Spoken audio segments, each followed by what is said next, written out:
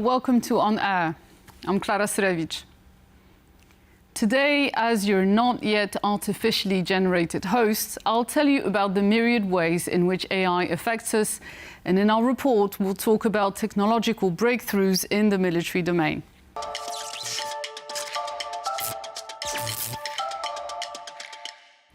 Artificial intelligence is everywhere, whether we realize it or not, on battlefields, in medicine, and in public administration.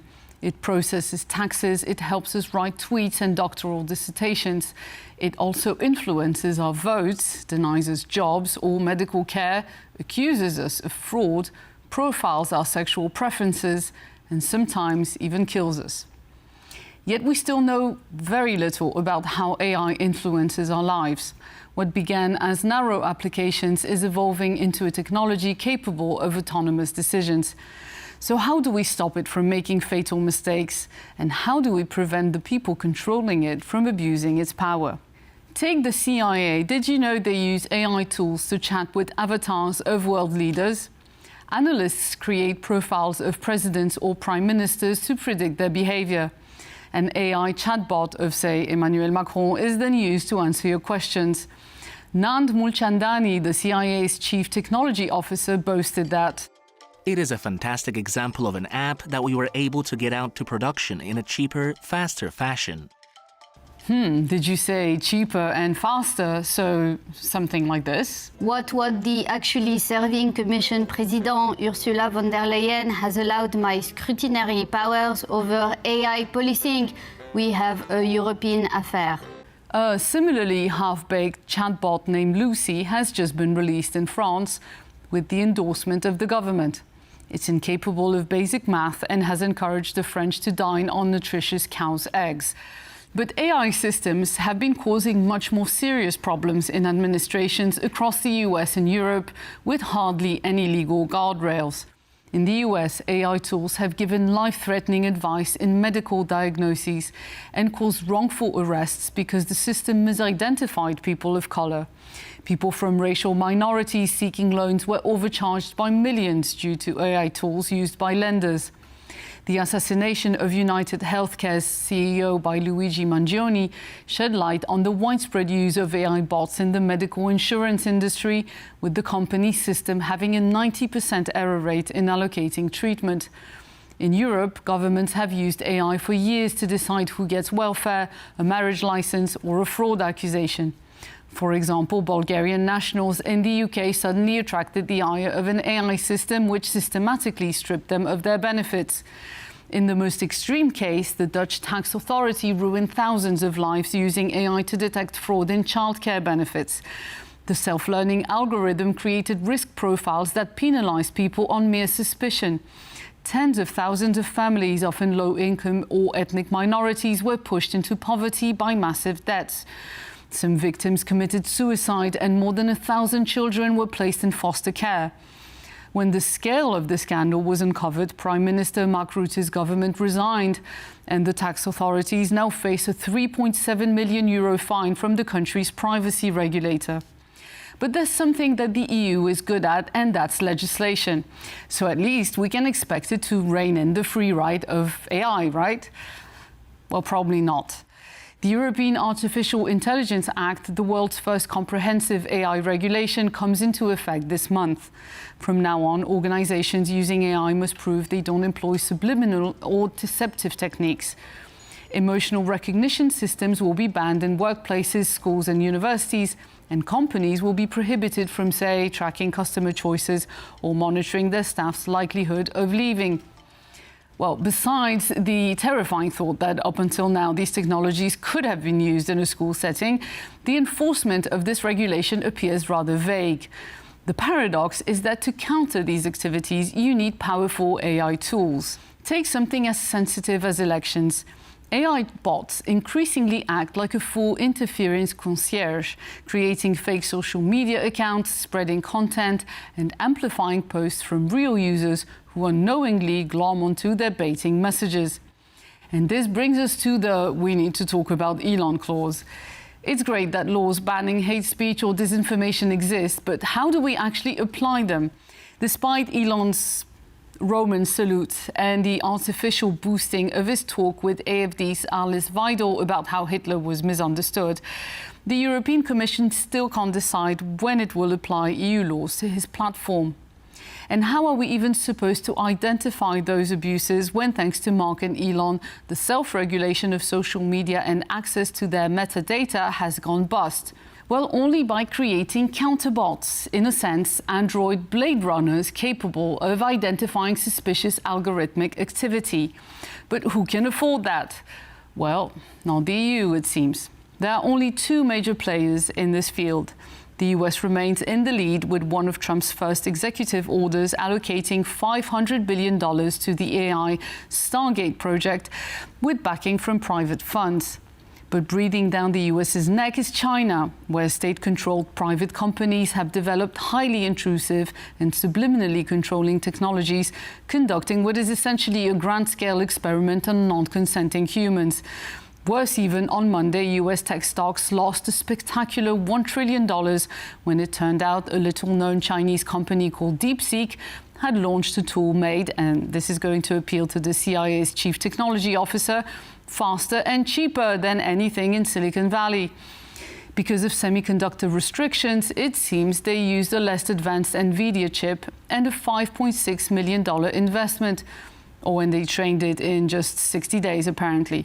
By comparison, OpenAI took years to take off and currently spends $5 billion annually on ChatGPT, with a recent $13 billion investment from Microsoft. This information is both terrible and great. Terrible because the most powerful AI could be trained within a deeply autocratic and oppressive setting.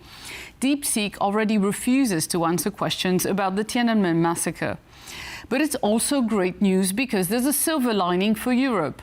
So far, the EU has made little headway in AI technology. In December, the European Commission funded 7 sites with AI-optimized supercomputers, but the total investment is only 1.5 billion euros, with half of that coming from the EU budget. Europe's fragmented financial markets and war-driven energy costs made it tough for European startups to compete with global rivals. If the legend is true, DeepSeek shows you don't need expensive chips, power-hungry production lines, or massive data centers. Europe could focus on smaller niche projects using existing models as springboards, just like DeepSeek did with OpenAI and surpassed it. Another hope lies in Europe's experience with the war in Ukraine and increased military R&D spending. As the old saying goes, nothing drives innovation like the military and the porn industry, and that certainly applies to AI. AI is already being used to create realistic simulations of battlefield conditions for training. And facial recognition has become a secret weapon for Ukraine, identifying over 230,000 Russian soldiers and officials involved in the invasion. Even grainy photos of the deceased or badly injured are matched with names, hometowns, and social media profiles. Ukrainian officials have used it to track war criminals, detect infiltrators at checkpoints, and locate over 190 abducted Ukrainian children. If these tools can help in such crucial matters, why don't we use them all the time? Well, human rights groups warn that Ukraine may struggle to rein in facial recognition use once the war is over. Something equally ambiguous is unfolding in Europe. While debating the AI Act, several EU governments successfully lobbied for the right to surveil citizens in public spaces, deploy AI systems at borders, and use predictive policing algorithms. Of course, Viktor Orban was among them. But leading the charge was this guy. Bonjour, c'est moi, abracadabra. Come to my Artificial Intelligence Action Summit in Paris on February 10th. Starting this month, EU countries will have the power to deploy facial recognition tools according to suspected political affiliations, religious beliefs, sexual orientation, or even union membership. Biometric systems won't just detect faces, but also gaits, moods, and feelings. While they're banned under the AI Act, the police and the military can use them or buy data from tech firms. What's most alarming is that these exemptions extend to private companies or even third countries providing the AI technology to law enforcement. This also means climate protests or peaceful political demonstrations could be targeted if the police cite national security concerns. So let's ask CIA-generated Viktor Orban if he won't use these tools against opposition politicians. I will take rule out of my friend Vladimir to target dangerous people who are not society, whose name is Peter Magyar and Momentum Movement and Vistula von der Leyen. Well, the grammar might be wrong, but at least this version of him is refreshingly honest.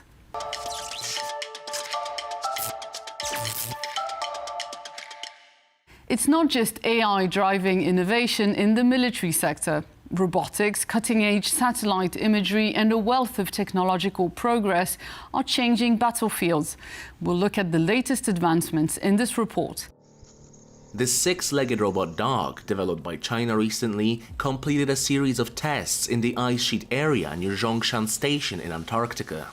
The machine demonstrated its ability to walk steadily on ice and snow while carrying a box on its back, without slipping or falling. The robot dog is capable of carrying loads of up to 100 kilograms. Could its purpose be to carry wounded soldiers off the battlefield? Its potential applications certainly extend beyond transporting materials. One of the most significant developments in the rise of autonomous drones. These AI-powered aerial vehicles are increasingly capable of surveillance, reconnaissance, and even target engagement with minimal human intervention. Demand for these machines spiked following the failed Ukrainian counteroffensive in the summer of 2023.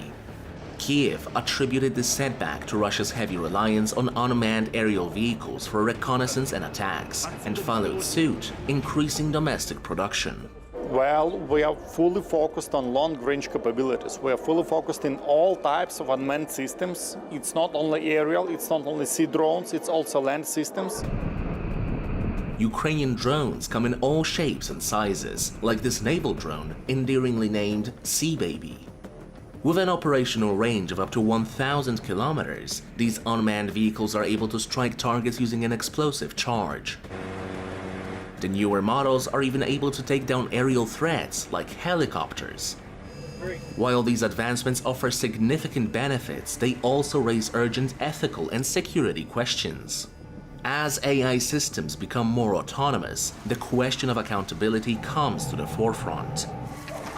If a robot makes a life or death decision without direct human input, who is responsible for the outcome? In many ways, the future of modern warfare now hinges on how nations choose to wield these powerful new tools. And that's all for tonight. Thank you for watching and see you next week.